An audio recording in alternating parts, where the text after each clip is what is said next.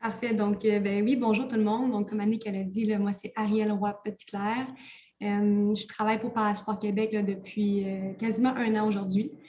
Comme Annick elle a dit, là, je vais vous expliquer un petit peu là, qui est Parasport Québec au départ, pourquoi je suis là également, c'est qui notre structure. Puis, je vais essayer un petit peu rapidement là, sur les bénéfices justement, puis les obstacles de l'activité physique et du sport adapté. Donc, un petit peu le pourquoi de la conférence aujourd'hui. Puis, à la fin, il y aura des questions là, sans problème là, que vous pourrez me poser, là, que ce soit sur la structure ou autre chose, sur la présentation. Il n'y a aucun problème par rapport à ça. Excusez-moi, j'espère que vous n'entendez pas les bruits de voiture derrière.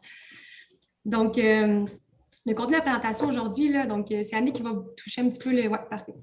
Donc, on va parler justement de Parasport Québec, du programme mondial des limites. Je vais mettre un petit peu en mise en contexte du handicap aujourd'hui, donc avec les chiffres, avec où on en est dans le sport et dans l'activité physique au Québec actuellement. On va suivre un petit peu là, les enjeux de l'activité physique, puis les bénéfices également là, pour voir, ben, oui, c'est important d'en faire, même pour des personnes qui sont en situation de handicap. Puis on va terminer avec tous ensemble, allons au-delà des limites. Là. Donc, je vais vous présenter des petites disciplines parasportives qui sont disponibles selon la pathologie, selon la limitation. Fait qu'on va faire ça rapidement, là, puis on va terminer ça là-dessus. Donc, qui est Parasport Québec? Donc, grosso modo, là, si j'y vais rapidement, au départ, on ne se nommait pas Parasport Québec, on était l'Association québécoise des sports en fauteuil roulant. Donc, c'est vraiment grâce à des gens là, qui étaient en fauteuil, qui se sont investis là-dedans et qui ont décidé justement d'avoir une offre de service pour les personnes ayant des limitations physiques. Et on a même été reconnus là, en 90 par le gouvernement du Québec. Puis, c'est en 2012 qu'on a changé de nom pour Parasport Québec pour vraiment être plus inclusif. Donc, aujourd'hui, on n'a pas qu'une offre de service pour les personnes, par exemple, en chaise roulante. On a également une offre de service pour, par exemple, en parathlétisme, on va avoir de la course ambulatoire qui va être disponible. On va avoir, donc, c'est pas seulement orienté vers des personnes en chaise roulante. Donc, on est vraiment plus inclusif et diversifié comme un service. Donc aujourd'hui, Parasport Québec œuvre encore en partenariat avec les fédérations sportives régulières qui ont leur propre volet para. Donc nous, par exemple, Parasport Québec, on a peut-être Annick revenir encore un petit peu là, sur l'autre, la précédente. Nous, on a 6 sports qu'on régit Parasport Québec, mais il y a l'ensemble des fédérations régulières qui ont aussi leur propre volet para, qui ont collaboré avec eux. Donc, je vais vous dire un petit peu plus tard, c'est quoi nos 6 disciplines parasportives. Là. Puis, vous allez comprendre, dans le fond, là, vers Parasport Québec régit quelle discipline parasportive. Tu peux changer, Annick. Donc, en tant que fédération, on a 2 missions, en fait. Donc, la première, c'est oui, d'organiser puis d'assurer la régie sportive des parasports. Donc, vraiment, c'est des sports organisés qui sont encadrés, qui ont des règlements, qui ont des entraîneurs, qui permettent d'avoir, oui, un volet plus récréatif, mais d'amener aussi nos athlètes à l'excellence. Mais on a aussi ce côté-là qu'on est un leader des parasports au Québec. Fait qu'on a vraiment comme mission de faire la promotion, de développer les parasports, puis d'être un leader dans la concertation des acteurs québécois des parasports. Donc, on essaie vraiment d'aller chercher tous les acteurs, puis de les amener tous ensemble pour qu'on collabore justement pour développer puis promouvoir le sport adapté à l'échelle provinciale. Donc, comme je vous disais tout à l'heure, nous, on régit vraiment 6 sports. Donc, on a le parathlétisme, le basketball en fauteuil roulant, le curling en fauteuil roulant, le power chess soccer, le rugby en fauteuil roulant, puis le tennis en fauteuil roulant. Donc, ça, c'est nos 6 sports à nous. Donc, c'est nous vraiment qui crée les compétitions, qui crée les ligues. On a des entraîneurs des équipes du Québec. Le bassin d'athlètes est vraiment affilié à Parasport Québec. Donc, ces 6 sports-là sont vraiment régis par 3 coordonnateurs sportifs, dont moi, puis qui a 2 de ces sports-là. Donc, moi, je travaille vraiment sur le parathlétisme et le curling en fauteuil roulant. On a également, donc en tout, en fait, on est 3 coordonnateurs au sein de Parasport Québec. Les 3 travaillent sur nos 6 sports, puis on est 2 qui travaillent également sur le programme Au-delà des limites, sur lequel je vais vous présenter là, dans la prochaine diapositive. Donc, Au-delà des limites. Avant d'aller plus loin dans Au-delà des limites, je veux juste que vous compreniez que Au-delà des limites, c'est vraiment une entité de Parasport Québec. Donc, oui, il y a un financement qui est vraiment orienté pour le développement des parasports, mais Au-delà des limites, c'est une entité qui fait partie de Parasport Québec. Le pourquoi, moi, je travaille autant comme coordonnatrice à Parasport Québec, mais autant pour le programme Au-delà des limites. Donc, rapidement, on a des limites, là, ça vise vraiment à permettre à la majorité de la population à mobilité réduite ou ayant des limitations physiques d'avoir un accès adéquat à l'activité physique et à la pratique d'une activité sportive. Donc, si j'y vais rapidement, nos objectifs, là, c'est vraiment de sensibiliser la population québécoise, mais c'est également de sortir de l'isolement de la population ayant des limitations physiques et les initier aux saines habitudes de vie puis à un mode de vie physiquement plus actif. On a 3 orientations stratégiques là, par rapport à ce programme-là, qui est la formation, les structures d'accueil, puis la promotion. Donc, encore une fois, je vais aller là, plus rapidement un petit peu là, par rapport à ça. C'est juste pour que vous compreniez là, c'est quoi nos trois axes stratégiques. Donc, le premier, c'est vraiment la formation des intervenants et professionnels, donc auprès autant de notre clientèle que des fédérations, que des futurs intervenants. Donc, c'est pas rare qu'on va aller faire une conférence comme je suis avec vous aujourd'hui là, auprès des universités, des cégeps. Donc, vraiment, au sein des futurs professionnels de la santé pour que justement, bien, plus en plus dans la tête justement de ce milieu de la santé-là, il y ait l'activité physique puis le sport adapté dans la continuité de la rééducation et de la réhabilitation de la personne. Deuxièmement, on va vraiment venir soutenir ou améliorer les structures d'accueil. Donc, souvent, on va venir justement, que ce soit en termes de ressources humaines, de ressources matérielles, parce qu'on est conscient que ça demande beaucoup d'équipements sportifs pour faire la pratique d'un parasport. Nous, on a quand même une banque d'équipements chez nous qui permet justement d'offrir ce service-là. Il y a également tout ce qui est soutien financier. Donc, comme je vous disais tout à l'heure, au-delà des limites, a quand même un soutien financier important, que ce soit de la part du gouvernement ou de certains dons. Donc, ça nous permet d'appuyer justement les fédérations régulières qui veulent bonifier leur offre de services pour le volet para. Puis finalement, bien, il y a tout l'aspect expertise aussi, qu'on est conscient que ce n'est pas tout le monde qui est expert dans ce domaine-là. Donc, on essaie d'appuyer tout de même les fédérations pour avoir une certaine expertise pour les parasports. Donc, on tombe dans la mise en contexte du pourquoi aujourd'hui, moi, je suis là, puis pourquoi j'essaie de vous convaincre que l'activité physique puis le sport, c'est important pour les personnes en situation de handicap physique ou sensoriel. Je vais y aller rapidement parce que mon but, ce n'est pas non plus de vous dire qu'est-ce qu'une déficience, qu'est-ce qu'une incapacité, qu'est-ce qu'un handicap. Je pense que la plupart des gens le savent, mais je pense que c'est quand même important de comprendre ces termes-là parce qu'aujourd'hui, il y a plusieurs modèles conceptuels du handicap, puis encore à ce jour, on n'est pas capable de définir seulement un modèle. Fait que si on y va pour déficience, on dit vraiment que c'est une perte ou une anomalie affectant une fonction organique. Donc, c'est vraiment plus dans la déficience, c'est ce qu'on appelle l'aspect lésionnel du handicap. Fait qu'elle peut être d'origine physiologique, psychologique, anatomique. Donc, on parle ici là, de déficience auditive, visuelle, motrice, cognitive, organique, neurologique, là, etc. Donc, une personne n'est pas atteinte d'une déficience, mais elle présente une déficience. Si on tombe plutôt dans l'incapacité, on parle que c'est une perte d'habilité d'exécution. Donc, c'est là que c'est ce qu'on appelle l'aspect fonctionnel du handicap. Donc, tout à l'heure, c'était l'aspect lésionnel. Là, on tombe vraiment dans l'aspect fonctionnel du handicap. Donc, c'est vraiment, elle va correspondre à la réduction partielle ou totale d'une capacité. Donc, par exemple, si on parle d'une incapacité de travail, bien, si une personne, à la suite d'une maladie ou d'un accident, par exemple, elle va se trouver empêchée totalement ou partiellement de travailler, donc d'accomplir certaines actions. Puis finalement, on a vraiment le terme handicap, qui est vraiment tout ce qui est conséquences sociales et environnementales, donc qui est vraiment sous 5 catégories. Donc, on a le handicap moteur, sensoriel, psychique, mental, puis tout ce qui est maladie invalidante.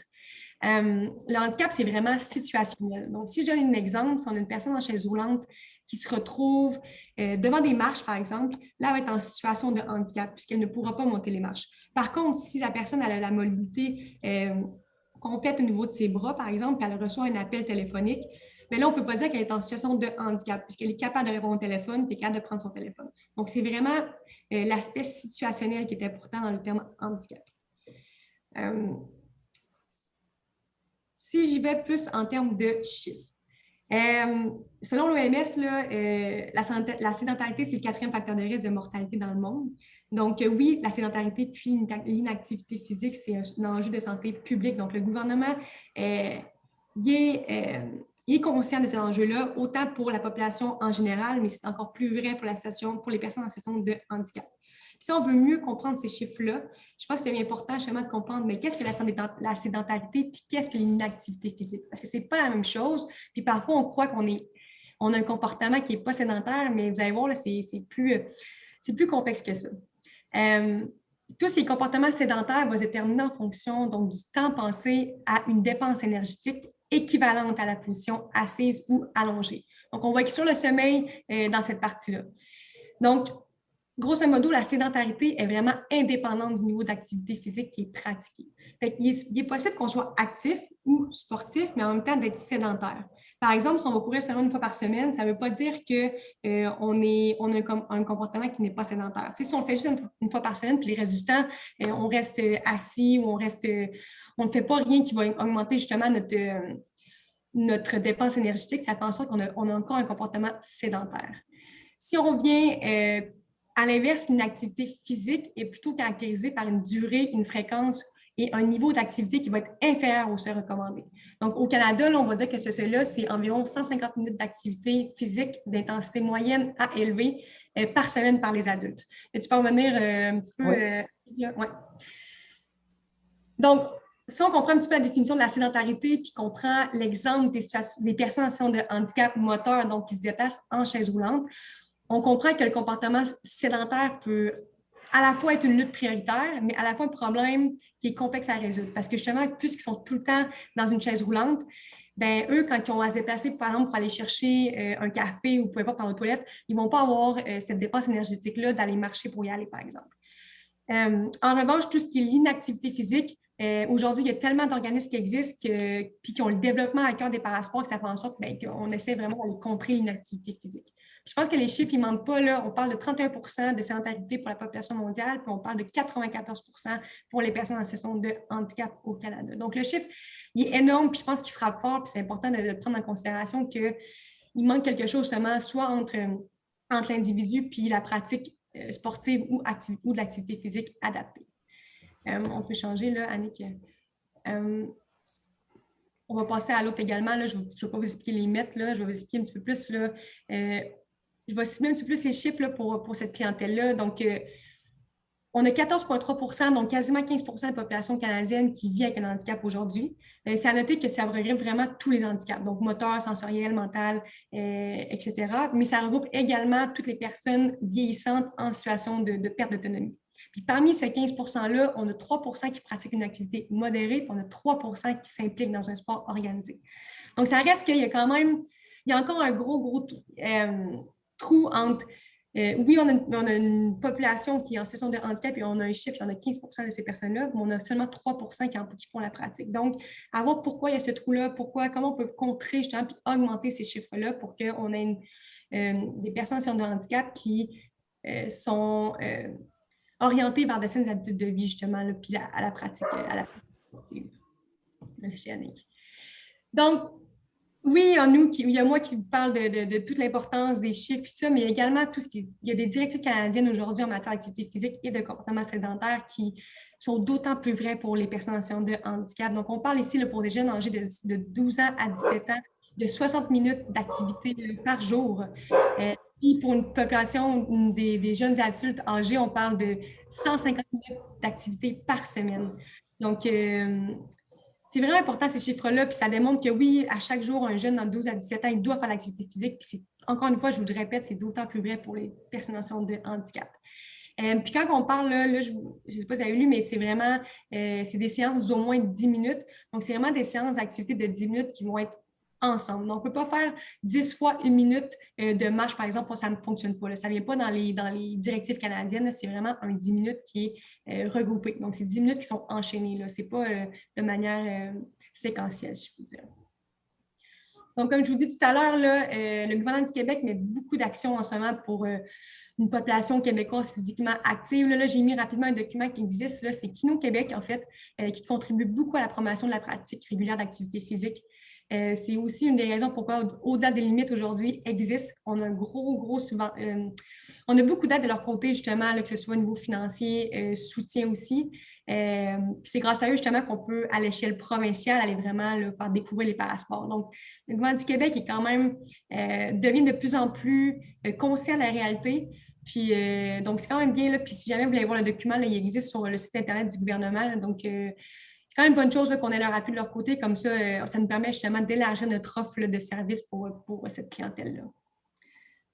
Et on tombe dans l'aspect que je pense que beaucoup voulait un peu prendre conscience, là, donc tout ce qui est enjeux et bénéfices de l'activité physique et du sport adapté. Parce que oui, il y a des bénéfices, mais il y a beaucoup d'enjeux. Mais on va quand même commencer par les bénéfices, là. Euh, on est tous conscients qu'il y a des bénéfices à faire l'activité physique. Que ce soit pour l'être humain en général, que ce soit pour une personne qui n'a pas de limitation, qui est sans limitation, peu importe, mais c'est important de savoir que c'est encore plus vrai justement chez les personnes en situation de handicap. Mais premièrement, là, je pense que vous le savez, là, mais ça va provoquer vraiment une amélioration de l'autonomie et une meilleure qualité de vie. On va regrouper les, euh, les bénéfices en trois principaux groupes de développement de la personne, qui est donc physiologique, psychologique et social. Donc, sur ces trois groupes-là, ça va vraiment venir donner des bénéfices à la personne qui fait la pratique d'une activité physique. Donc, pas vraiment tout ce qui est niveau physiologique, donc je pense qu'on s'en doute, puis peu importe qui fait le sport, c'est la réalité. Donc, on va vraiment venir développer la force et l'endurance musculaire, on va venir améliorer la santé osseuse, améliorer également la capacité cardiovasculaire. Donc, c'est toutes des choses qui, en fait, comme je disais tout à l'heure, vont venir aider au quotidien également. Donc, quelqu'un qui doit se faire des transferts tous les jours entre son fauteuil, son lit, son fauteuil, une chaise, le fait de pratiquer une activité physique va lui faire gagner justement en santé osseuse, en force musculaire. Fait qu'il va gagner aussi comme je disais tout à l'heure, dans sa qualité de vie, puis dans son quotidien. Et par la suite, tout ce qui est développement psychologique. Donc, nécessairement, il y a tout ce qui est augmentation de l'estime de soi. Il y a la période de deuil et l'acceptation du handicap qui va être plus facile à venir accepter. Puis, il va y avoir tout ce qui est amélioration de l'autonomie. Si j'en rajoute, là, je peux dire que ça permet de développer une identité en tant qu'athlète, ça permet d'avoir un rôle qui est accepté, d'être respecté, de vraiment détourner l'attention de l'incapacité. Parfois, juste pour la pratique d'une activité, là, ça permet, OK, là, on oublie tout. Là. Si je suis capable de faire ça, ça permet vraiment de détourner ton attention, justement. Ça permet également de renforcer cette confiance en soi-là par la maîtrise, par les réalisations, par une gestion des défis. Là. Souvent, là, ça va permettre de se fixer des objectifs un petit peu plus hauts. Fait que vraiment, les gens vont être capables de trouver bonheur dans la pratique et l'activité physique. Qu'elle soit récréative, qu'elle soit compétitive, cette pratique-là va vraiment aider le participant ou le nouvel athlète là, à se donner des objectifs pour justement voir plus loin. Puis, finalement, nécessairement, tout ce qui est l'aspect social, donc vraiment l'amélioration d'un sentiment d'appartenance, ça va permettre de développer un environnement social, donc d'avoir un environnement beaucoup plus stimulant, beaucoup plus challengeant également. Ça va permettre d'améliorer tes compétences, de l'autodétermination, de la motivation, chose qui parfois est perdue suite à une maladie, soit un accident, justement. Puis, bien, finalement, c'est un gros lieu de partage pour l'entourage familial, mais également pour l'athlète. Je pense que c'est un des milieux qui, justement, permet de... sont accueillants les bras ouverts. C'est inclusif, c'est diversifié, puis cet aspect-là est hyper important pour, justement, là, OK, parfois, ça te permet à un jeune d'apprendre de l'expérience de l'autre personne qui est à côté d'elle ou de voir que, oui, il y a une communauté qui existe, puis c'est une grande famille, puis c'est ça qui fait en sorte aussi qu'au niveau social, ben oui, le sentiment d'appartenance, il devient important. Là. Donc, on vient vraiment, là, le jeune vient vraiment se retrouver dans un autre aspect de la société. Donc, oui, il y a beaucoup de bénéfices, mais je pense que surtout le fait d'acquérir tout ça, ça va permettre de lutter justement contre ces trois choses-là qui sont assez importantes aujourd'hui pour une personne. Donc, tout ce qui est sédentarité, tout ce qui est inactivité physique, donc on en a assez parlé tantôt, là, je ne vais pas revenir là-dessus. Tout ce qui est complications de la santé, ça nous permet de lutter contre ça. Puis, tout ce qui est discrimination puis isolement social. On sait que la pandémie est rentrée en compte là, durant les 2 dernières années. L'isolement social, elle s'est faite pour tout le monde, mais sachez que ces personnes-là, ils ont été encore plus mis ont encore plus été mis en isolement. Puis souvent, c'est très dur de repartir du bon pied, de repartir justement dans l'activité physique. Là. Les chiffres, ils parlent bien. Là, le bassin d'athlètes a réduit. Il y a beaucoup de clubs qui ont arrêté parce que justement, ils n'ont plus de clientèle qui vient ou bien ils sont plus capables de repartir suite à la pandémie. Donc, je pense que vraiment cet aspect-là est encore plus vrai aujourd'hui avec la situation pandémique qu'on a eue. Là. Puis je sais que tout le monde est confronté à ça, mais sachez que cette clientèle-là est vraiment encore plus confrontée. Puis la discrimination et l'isolement social, là, je pense que c'est l'aspect le plus important là, qu'on doit lutter contre là, par l'activité physique. Donc, on vient aux obstacles qui, malgré tout, sont présents. Puis je pense que c'est un grand enjeu aujourd'hui d'avoir ces obstacles-là.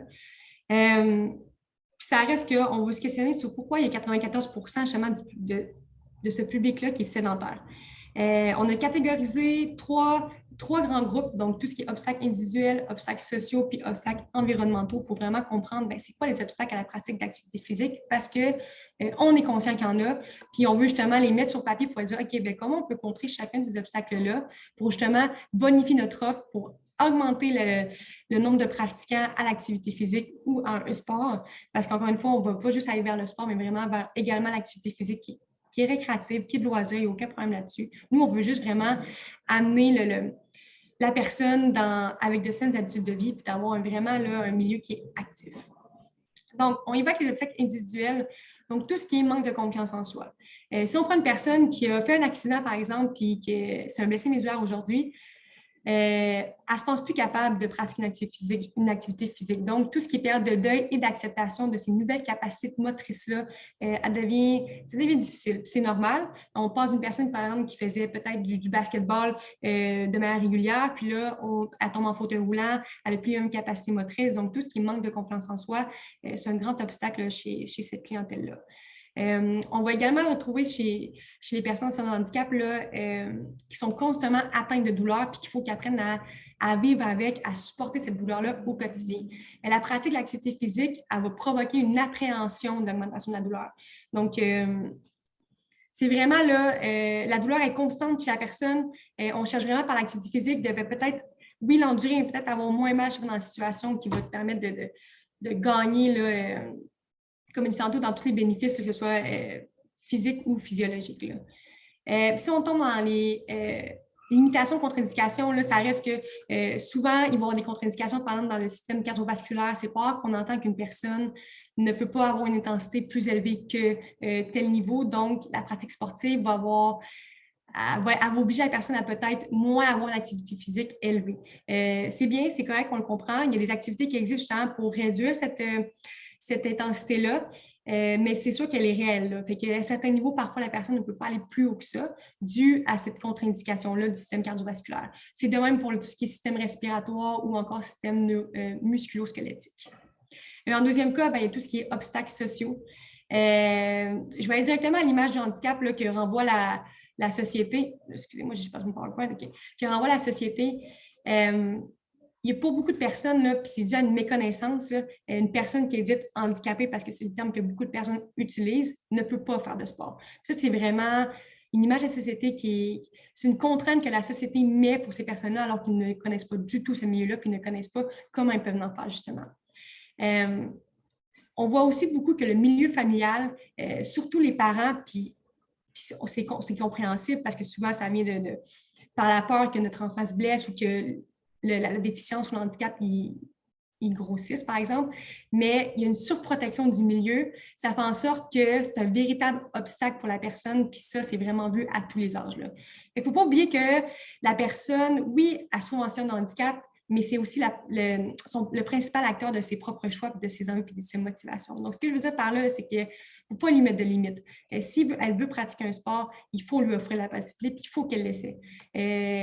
Peut-être que ça sera par la pratique de 10 parasports, mais c'est correct tant qu'elle trouve le bon et qu'elle s'y retrouve. Il ne faut pas mettre de limite. Il faut vraiment qu'on l'insiste à justement l'essayer, l'activité physique, pour justement qu'elle voit elle est où la limite à partir de là.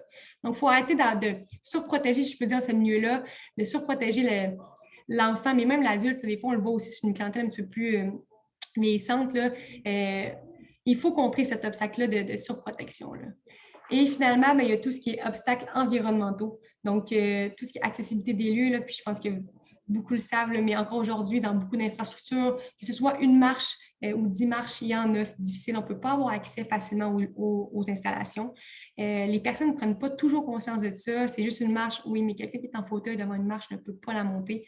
Donc, il faut vraiment mettre de plus en plus les nouvelles infrastructures sont vraiment, ils mettent beaucoup d'efforts pour contrer ça, pour rendre les lieux plus accessibles, mais ça reste que la société d'aujourd'hui n'est pas encore conscientisée de cette situation-là, donc parfois c'est difficile. Il y a tout ce qui est l'accès au matériel. C'est très coûteux le matériel sportif adapté. C'est peu accessible. Si je prends l'exemple d'une chaise de basketball, justement, milieu de gamme, va être autour de 5 000 $. Donc, on est conscient que c'est dispendieux, que la personne n'a pas nécessairement l'argent ou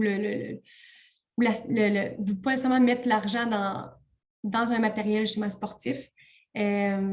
Fait qu'il y a vraiment ça comme obstacle. Là. Puis si on prend juste un strike force là, pour un power chest, pour du power chest soccer, donc du fauteuil, du soccer en fauteuil motorisé, on y va pour un 15 000 environ. Là. Ça, c'est à un certain niveau, là, mais on comprend que de gamme, par exemple, un fauteuil basket, là, ça avoisine quand même les 3 000 là. Donc, il y a cet aspect-là qui est encore un obstacle là, pour le participant.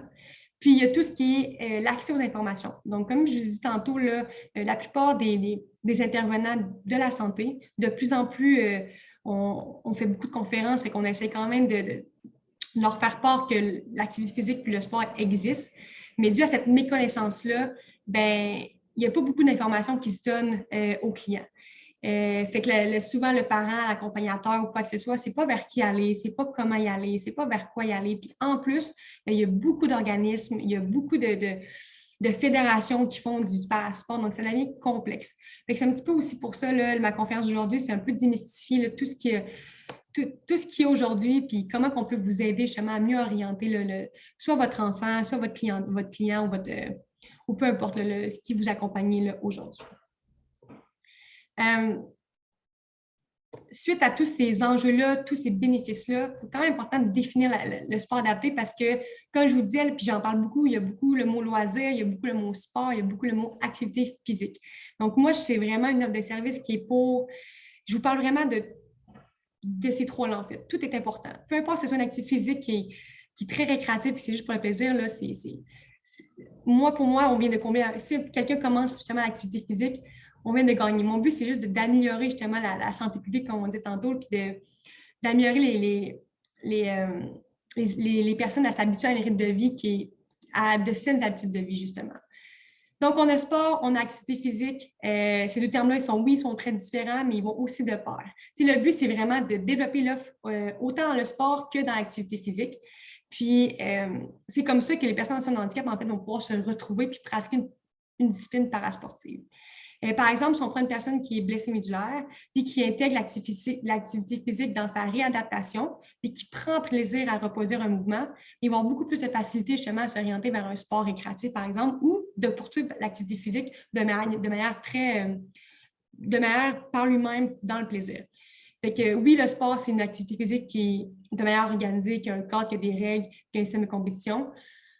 Puis il y a l'activité physique qui est vraiment plus tout ce qui est mouvement produit par les muscles squelettiques responsable d'une augmentation de la dépense énergétique. Nous, on veut seulement développer l'offre de service dans ces deux aspects-là, donc tant dans l'activité physique que dans le sport, pour offrir justement à cette clientèle-là l'opportunité d'en faire au niveau qu'ils le désirent puis de la manière qu'ils le veulent. Donc, si quelqu'un se retourne dans l'activité physique et qui veut monter à un niveau, ben c'est possible. Il y a des plans de développement qui existent. Donc, plus on fait de la masse, plus on fait de l'élite. Donc, vraiment, en essayant de développer l'offre de service à tous les niveaux chez Parasport Québec, mais je peux aussi inclure toutes les fédérations et tous les organismes qui travaillent de concert dans ce milieu-là. Donc, qu'est-ce qui est activité sportive, qu'est-ce qui est physique, qu'est-ce qui est loisir? Je pense que vous le savez, puis je n'ai pas besoin de répéter, mais c'est pareil pour les personnes en situation de handicap. Donc, sportive, on retrouve le basketball en fauteuil roulant, on retrouve le paraski, le tennis en fauteuil roulant, le parathlétisme, le hockey-luge.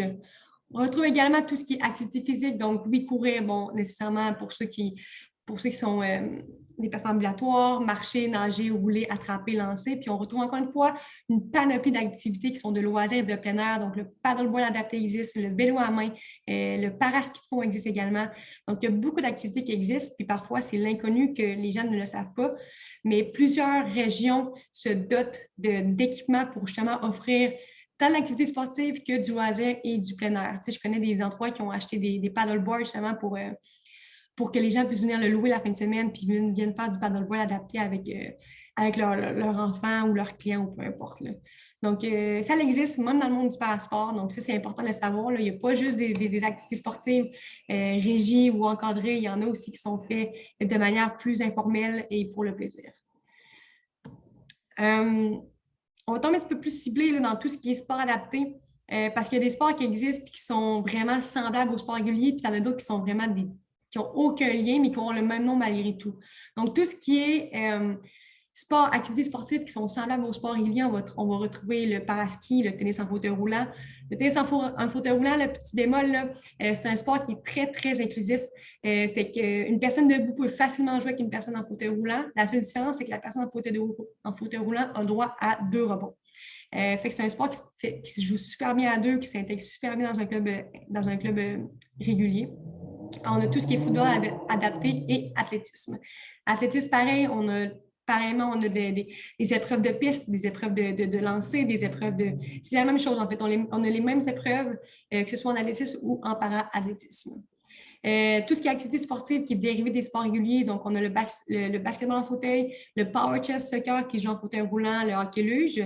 Puis finalement, ben, vraiment, ceux qui n'ont aucun lien, on va retrouver donc le goalball, donc qui est spécifiquement fait pour les personnes présentant une déficience visuelle. Puis on va retrouver aussi le rugby fauteuil, là, donc le rugby au fauteuil roulant qui est un sport assez qui est plus orienté pour les personnes qui sont quadraplégiques. Donc, 3 membres sur 4 doivent être atteints pour faire la pratique de ce sport-là, mais ça n'a aucun lien avec le rugby régulier, là, à part le contact, je peux dire, là, entre deux fauteuils. Là. Si on enchaîne rapidement, donc, sur ce qui se passe actuellement dans la société, puis on essaie un petit peu de démystifier ça, c'est qu'on est souvent proposé de classer les sports en fonction des pathologies les plus représentées dans la discipline sportive. Donc, si je prends par exemple la boccia, on va souvent dire ben, c'est la paralysie cérébrale. Ou si je prends le basket fauteuil, ben, c'est les gens qui sont paraplégiques, rugby fauteuil, comme je vous dis tout à l'heure, c'est plus ceux qui sont tétraplégiques. Power chess soccer, on va y aller plus avec la dystrophie musculaire.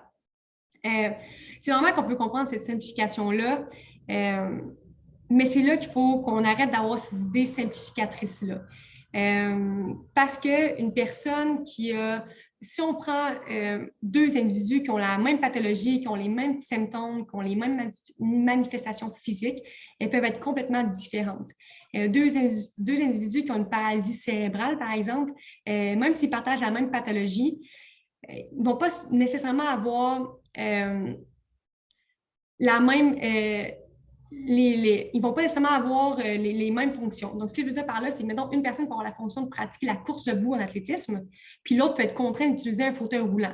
Fait que, vous voyez, on a comme la même pathologie, mais un peut faire la course debout, puis l'autre est en fauteuil motorisé. Donc, il faut vraiment arrêter d'avoir cette idée simplificatrice-là que, ah, ben, tu as une paraplégie, ben, c'est du basket fauteuil. Ça ne fonctionne pas comme ça, puis c'est ça qu'on essaie aussi de démontrer aux intervenants qu'il faut aller voir plus loin que la pathologie de la personne.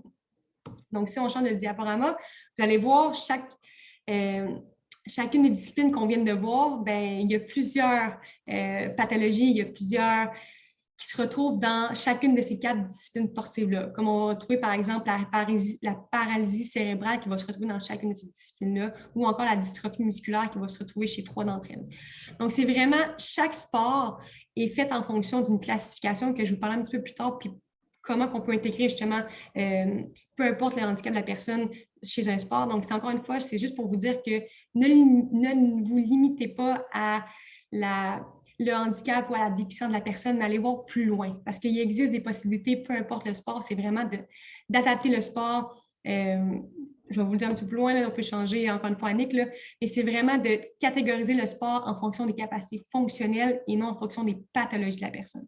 Donc, encore une fois, c'est vraiment de bien connaître le sport, c'est de connaître les techniques, les ressources qu'on a besoin de mobiliser pour référer justement la personne vers la pratique qui lui correspond le plus.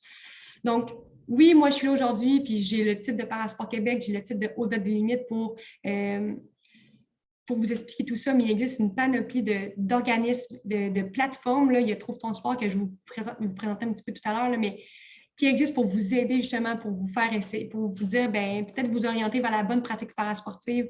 Fait vous n'êtes pas laissé à vous-même. Puis je sais que c'est difficile, je sais qu'il y a beaucoup de choses qui existent, puis que parfois c'est compliqué, on ne sait pas vers où aller. C'est aussi là pour ça que moi je suis aujourd'hui. Vous pouvez facilement écrire à Parasport Québec. Dans chacune des régions, il y a également des associations de loisirs qui existent, qui sont des ARLPH ou encore des URLS, où le volet para est intégré à l'URLS de la région.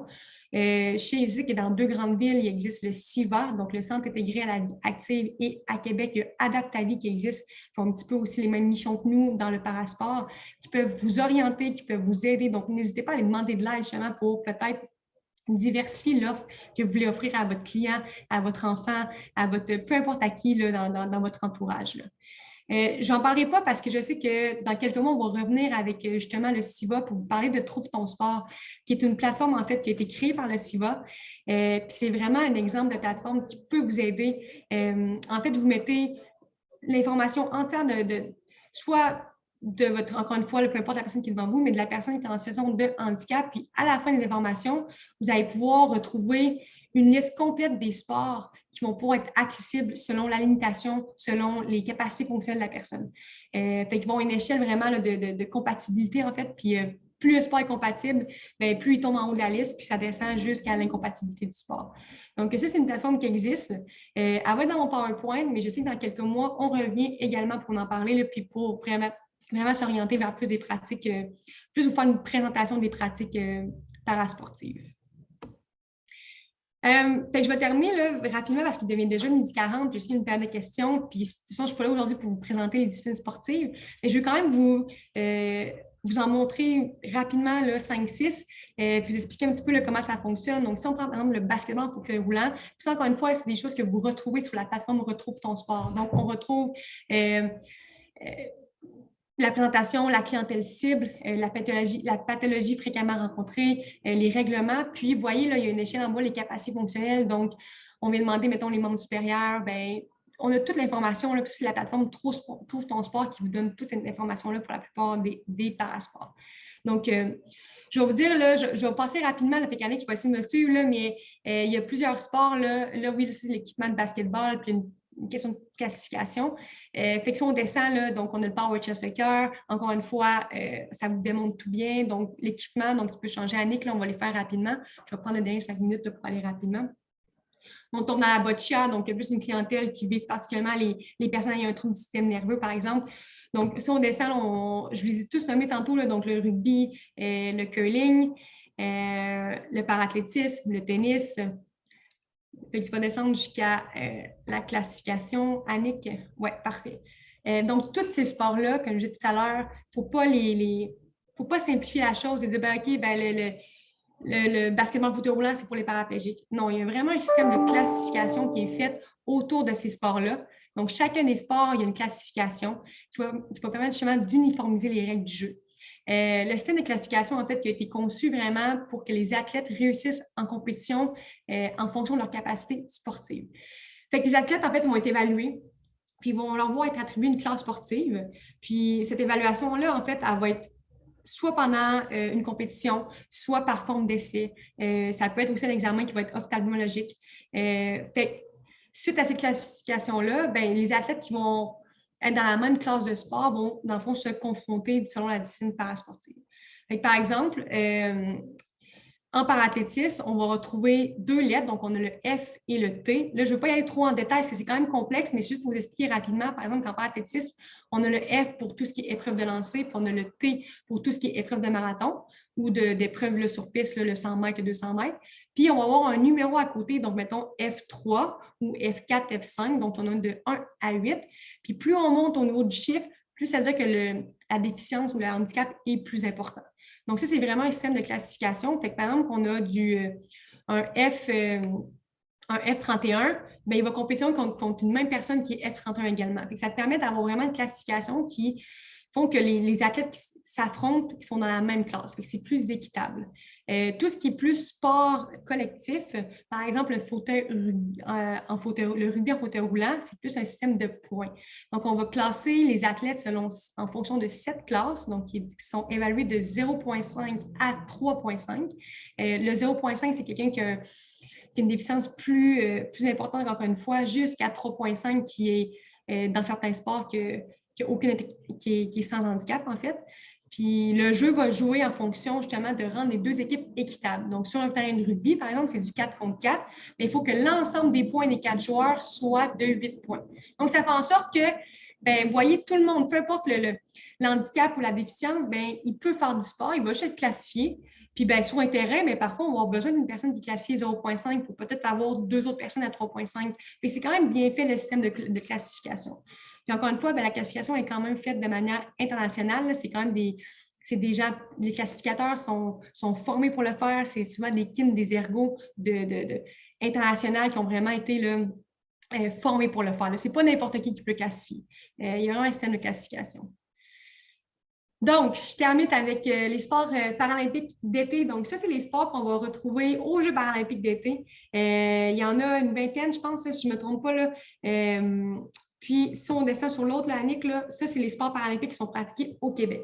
Donc, l'offre des services en sport paralympique au Québec, elle est grande. Il y a des possibilités. La personne qui a son handicap, elle a une offre de service qui est là. C'est juste à elle de trouver justement la bonne ressource qui peut l'apporter, soit dans un des sports, comme je disais tout à l'heure, là, peut-être qu'il va essayer 10 sports pour trouver le bon sport qui est ajusté et qui est pour lui. Fait que c'est vraiment là, de faire l'offre de service comme ça. Pareillement, au niveau des sports d'hiver, on a 5 sports qui sont aux Jeux paralympiques. Bien, au Québec, on en a 4 qui sont disponibles en pratique. On a des clubs qui existent, on a des fédérations régulières qui font vraiment là, un travail pour intégrer les gens en situation de handicap. Fait que, il y a des possibilités, c'est un petit peu ça que je vais vous dire aujourd'hui. Puis, il y a des ressources également qui sont près de vous là, pour ça, dont Parasport Québec. Donc, voilà, c'est ce qui termine un petit peu la présentation. Donc, j'espère que vous avez un peu plus compris là, justement l'importance de l'activité physique et du sport adapté pour la clientèle en situation de handicap. Puis, j'espère que vous n'avez pas hésité à nous communiquer là, justement là, pour vous donner des ressources là, par la suite, là, sans problème.